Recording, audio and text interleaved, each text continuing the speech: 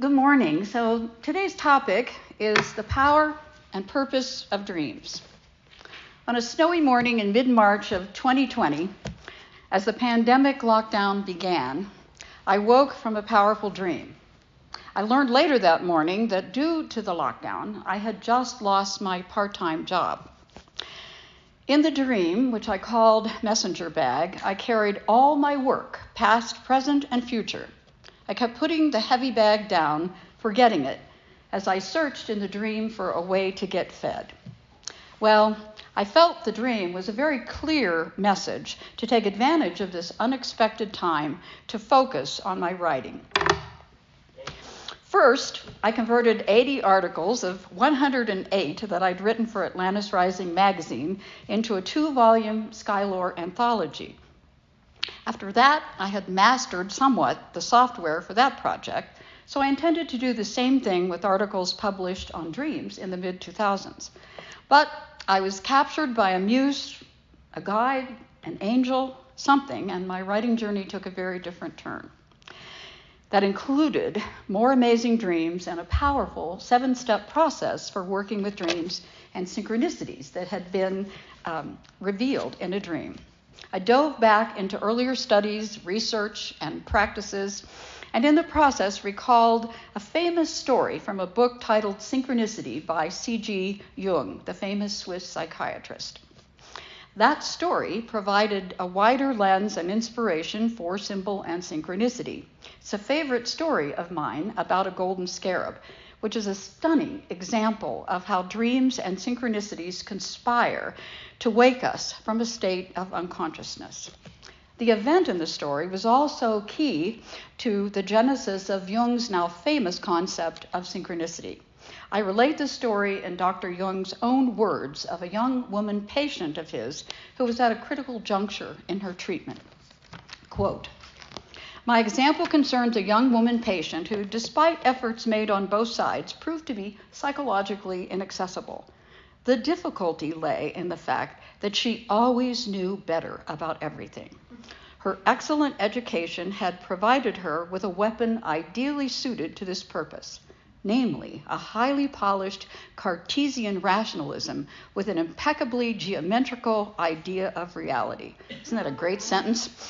After several fruitless attempts to sweeten her rationalism with a somewhat more human understanding, I had to hope that something unexpected and irrational would turn up, something that would burst the intellectual retort into which she had sealed herself.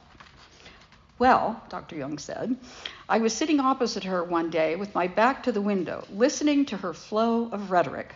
She had had an impressive dream the night before where someone had given her a golden scarab, a costly piece of jewelry. While she was telling me this dream, I heard something gently tapping at the window. I turned around and saw a large flying insect knocking against the window pane from outside in the obvious attempt to get into the dark room. This seemed very strange. I opened the window and caught the insect in the air as it flew in. It was a scaraboid beetle, a common rose chafer whose gold-green color nearly resembles that of a golden scarab. I handed the beetle to my patient with the words, "Here is your scarab." The experience punctured the desired role in her rationalism and broke the ice of her intellectual resistance. The treatment could now be continued with satisfactory results.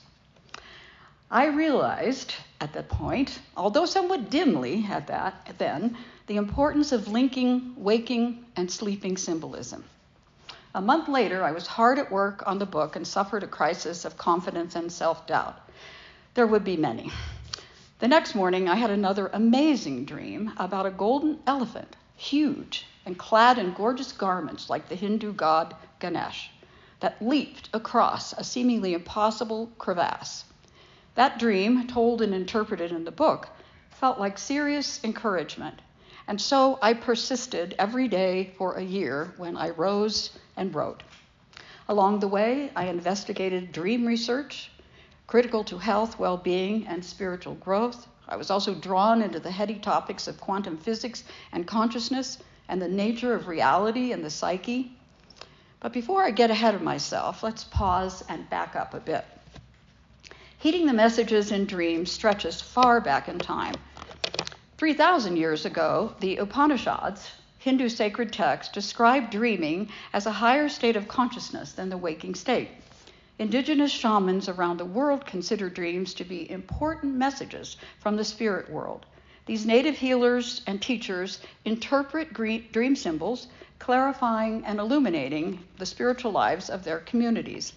These practices go back thousands of years. Australian Aborigines refer to the dream time, or the dreaming, as a sacred state where the soul journeys in heavenly realms.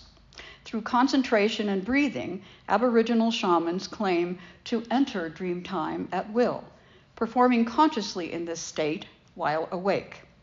The dreaming represents Aboriginal concepts of every when, during which time the land was inhabited by ancestral figures, often of heroic proportions or with supernatural abilities.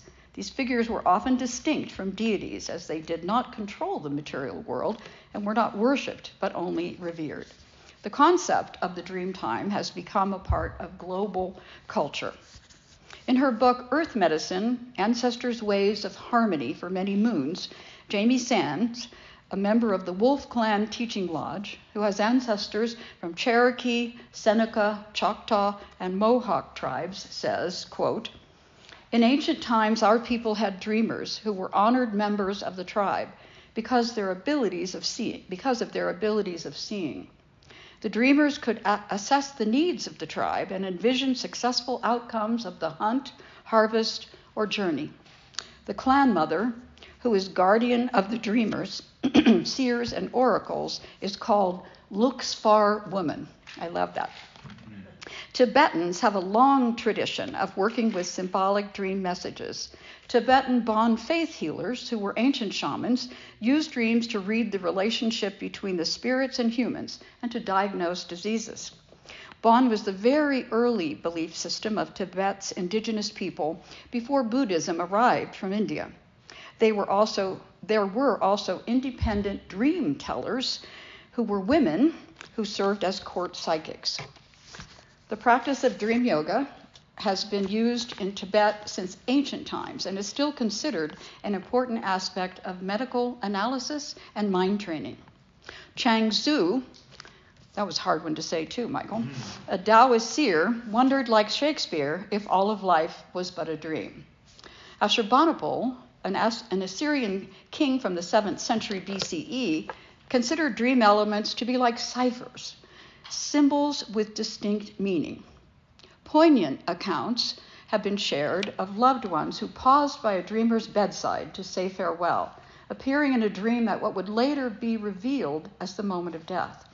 These nighttime visitations are of great comfort to those losing a loved one, supporting the belief that life continues beyond physical form. Dreams also serve as a window to the other side, where living people believe to have seen the activities of the deceased through their dreams. In ancient times, people traveled to sacred places of power, healing temples, and oracle centers, seeking answers. Supplicants were called or guided, motivated by some deeply felt need to undertake the long and sometimes arduous journey to consult the oracle. These pilgrimages were undertaken at considerable sacrifice and usually only once in a lifetime. People traveled great distances, enduring hardships we can only imagine, and at considerable investment of their resources. They often prepared for years and were dedicated to getting the most of their journey. It's likely they carried strong intentions as they journeyed, and a great deal may have been at stake in terms of how they implemented the answers they received. Sometimes wars and fates of nations were at stake. Healing temples called Asclepions existed in ancient Greece and the wider Hellenistic and Roman worlds. The temples were dedicated to Asclepius, son of the god Apollo, who was said to be such an extraordinary healer that he could raise the dead. Pilgrims flocked to his temples to seek spiritual and physical healing and to have dreams and have them interpreted by skilled temple priests. Like the Asclepian healing temples, An important part of the work of famous oracle centers at Delphi in Greece was dream interpretation. Delphi was the most famous oracular site where seekers came to sleep, perchance to dream, and receive guidance. The famous maxim, "Know thyself," was carved above the entrance. In ancient Egypt, priests also acted as dream interpreters at temple oracle centers. Dreams were considered to be divine messages and held predictions for the future. The ancient Book of Dreams is the oldest known manual of dream interpretation and was a valuable papyrus handed down through families as a legacy. Oracular traditions in ancient Egypt reach far back in time. There was a famous oracular site at the renowned temple of the cobra goddess Wadjet at her temple in the Nile Delta, which the Greeks called Buto. The temple is now in ruins, but was majestic 5,000 years ago. The cobra on Pharaoh's crown was the symbol of Wadjet and held serpent energy, Kundalini in Sanskrit. The oracle of Amun at the Siwa oasis in western Egypt was made famous when Alexander the Great visited after delivering Egypt from Persian rule in 332 BCE. The ruins are still a popular tourist attraction. Ancient Egyptians traveled to oracles to ask questions of the gods at their annual festivals. Herodotus is quoted as saying that the oracle of Amun was very reliable. Delphi in ancient Greece was perhaps the most famous. The Omphalos stone that was placed there was said to mark the center or navel of the earth. Supplicants who arrived at the site would be led into the temple to enter the Adyton, the Holy of Holies, to put their questions to the Pythia, the oracle priestesses who served the goddess Python. The degree of preparation helped ensure that the supplicant was in a deeply reverent, receptive, and meditative state, similar to a shamanic journey. In a testament to the enduring power of these ancient oracles, there is a modern and ancestral African tradition of Python priestesses called Amengazi. These women are called black doves, but in more ancient times were called the sisters of Isis and Sibyls. They worked with a sacred serpent and have a living tradition. Tradition holds that they were sometimes sold as slaves, but also worked as oracles in Egyptian temples. They have been severely persecuted, but their secret tradition still lives on, keeping this ancient link unbroken. Moving forward in time, numerous anecdotes relate how scientists searching for the answer to a problem, writers seeking a plot element, composers searching for the perfect chord, artists questing for an image, all claim to have received answers in their dreams. Albert Einstein claimed he received dream guidance when he was pondering a difficult mathematical equation. Physicist Niels Bohr saw the model for the atom in a dream. Physicist Dmitri Mendeleev was working with the 56 known elements at the time when he fell asleep at his desk after an exhausting day. He said, quote, "I saw in the dream a table where all the elements fell into place as required. Awakening, I immediately wrote it down on a piece of paper." He named his discovery the periodic table of the elements, which we still use today. Mary Shelley's Frankenstein was inspired by a dream. She wrote, quote, "I saw the pale student of unhallowed arts kneeling beside the thing he had put together. I saw the hideous phantasm of a man stretched out and then on the working of some powerful engine show signs of life and stir with an uneasy half-vital motion. Frightful it must be, for supremely frightful would be the effect of any human endeavor to mock the stupendous creator of the world." Close quote. That dream has resulted in a timeless character and several versions of the Frankenstein story. In 1845, Elias Howe saw the idea for the sewing machine in a dream. He puzzled over the idea of a machine with a needle that would go through a piece of cloth, but couldn't figure out exactly how it would work. Then he dreamed that cannibals were preparing to cook him. They were dancing around a fire, waving their spears. Howe noticed that there was a small hole through the shaft at the head of the spear, and the image of the up and down motion of the spears with the hole in the point remained with him when he woke. The idea of passing the thread through the needle Close to the point, not at the other end, was a major innovation in making the sewing machine possible. Author Robert Louis Stevenson received the idea for the strange case of Dr. Jekyll and Mr. Hyde in a dream, and poet Samuel Taylor Coleridge wrote his poem Kubla Khan word for word as remembered from a dream.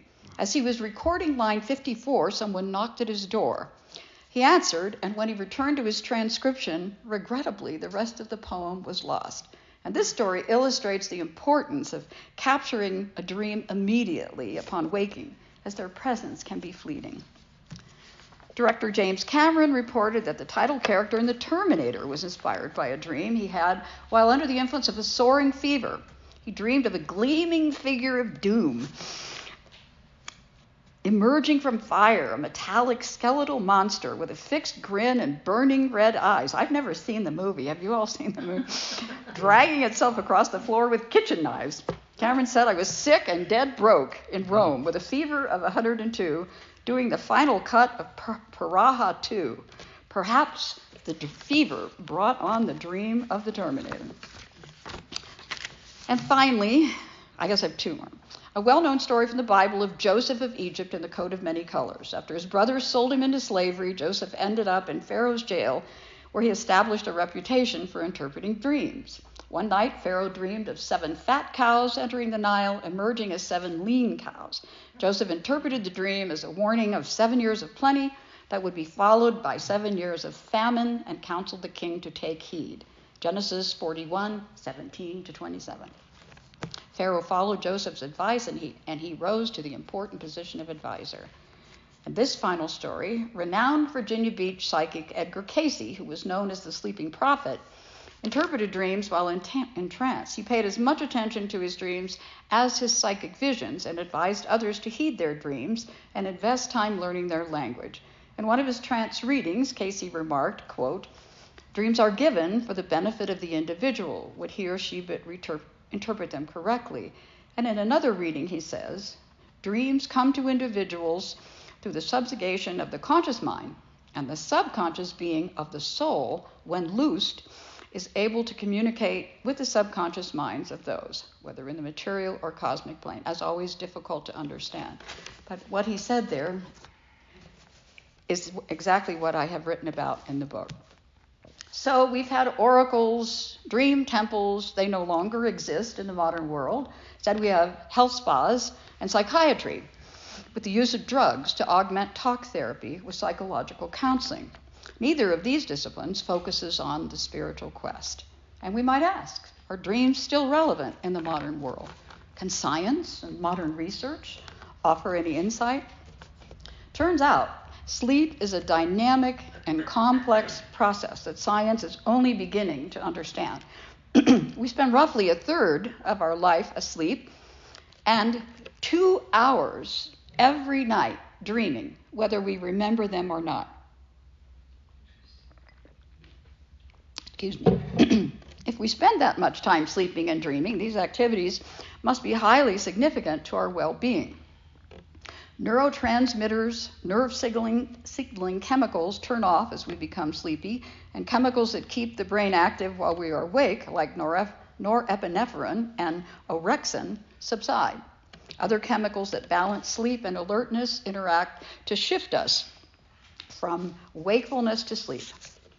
Research at the National Institute of Neurological Disorders has shown that quality sleep is as important as food and water, as sleep impacts a number of brain functions.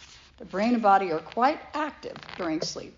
Recent studies show that sleep removes toxins that build up in the body when we are awake, re-energizing the body's cells and supporting learning and memory. Sleep clears waste from the brain and also affects all the tissues and organs in the body, repairing tissues and growing bones.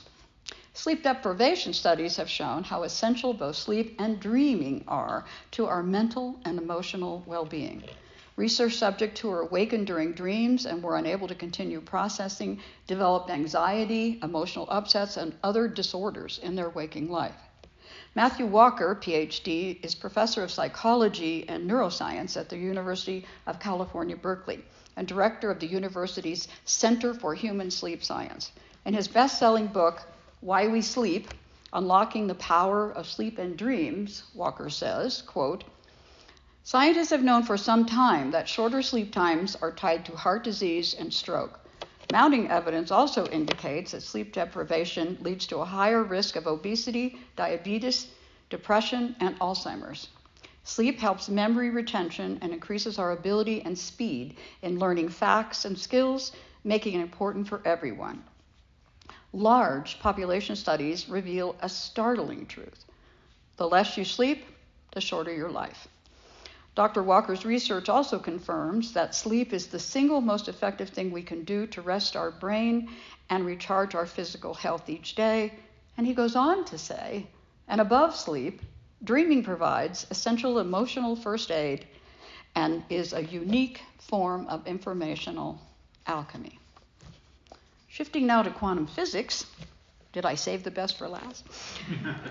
Dr. Edgar Mitchell, Apollo astronaut and director of the Institute of Noetic Scientists, theorized that, quote, there is a spectrum of consciousness available to human beings. At one end is material consciousness. At the other end is what we call field consciousness, where a person is at one with the universe, end quote. I believe he meant, if we only perceive what we believe to be out there, this is the basis for a kind of simplistic seeing is believing mindset. This narrow view disconnects us from the true and intimate nature of reality. Sir Arthur Stanley Eddington, credited sometimes with founding quantum physics, said, quote, the physical world is entirely abstract and without actuality, apart from its linkage to consciousness, close quote. Now that's a sentence you can think about for a long time.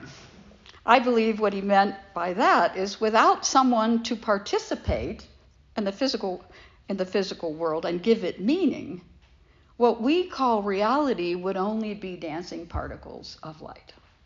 It is our participation that gives it significance. The research of Rupert Sheldrake, PhD, in his book, The Presence of the Past, Morphic Resonance and the Habits of Nature, falls into the same mind-bending realm. Sheldrake's description of morphic resonance suggests that, quote, memory is inherent in nature and that natural systems share a collective memory from all the previous things of their kind, close quote. This may be similar to Jung's earlier idea of the collective unconscious. Sheldrake proposes that morphic resonance is responsible for telepathy-type interconnections between organisms. His fascinating research includes stunning examples of animals knowing when their humans were arriving home, regardless of the schedule, and his work at a sense of being stared at. In order for consciousness to function on the physical plane, there has to be a solid material component, which is our brain and our body. The expression of body, mind, and spirit has often been used to describe the full nature of a person. Dr. Deepak Chopra has said, the body is a network of intelligence in a field of consciousness, and consciousness is the source of mind, close quote. We know we have physical anatomy, as well as esoteric anatomy, and beyond this, we realize that our existence is more than just our bodies. But what is consciousness? And should we also consider an anatomy of consciousness that describes the psyche? I have done just that in the book. And to conclude, life is both a waking and a sleeping dream. In fact, in a sense, it's all a dream and a great singularity.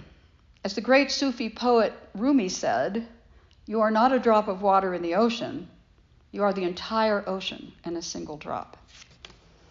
And to quote Sir Arthur Eddington again, who also remarked, when the electron vibrates, the whole universe shakes. When we really grasp that we are swimming in an ocean of cosmic consciousness of all that is, and that we participate in this great awareness, we can better undertake our own inner journey. We can also come together in small groups to undertake that journey within and beyond together. Learning the soul's language is powerful and transforming work. Thank you very much.